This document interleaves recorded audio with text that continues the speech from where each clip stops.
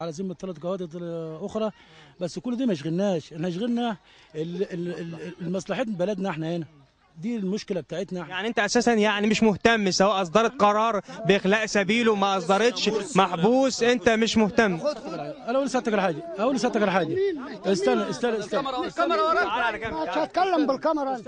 احنا مهتمين بمبارك ده اللي انت بتتكلم سيادتك عنه.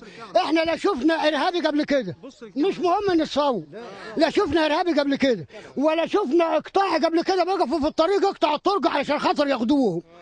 واخد بال سيادتك؟ احنا ما شفناش ده، شفناه امتى؟ شفناه بعد مبارك الراجل عايش البلد في امان. ان كان حرامي هو بياكل واحنا بناكل، ان كان حرامي، ان كان ما هوش حرامي. ابننا كان بيروح الجيش كان بيجي زنده كده. حاليا النهارده ابننا بينزل الجيش ويجي متمرمط وصحته متمرمطه واهله متمرمطين وراه ومش عارفين لهم اول من اخر.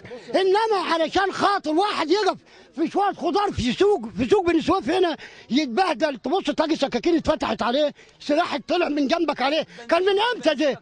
كان من امتى ده؟ مبارك كان بيعمل كده؟ مبارك ده ما كانش بيعمل كده.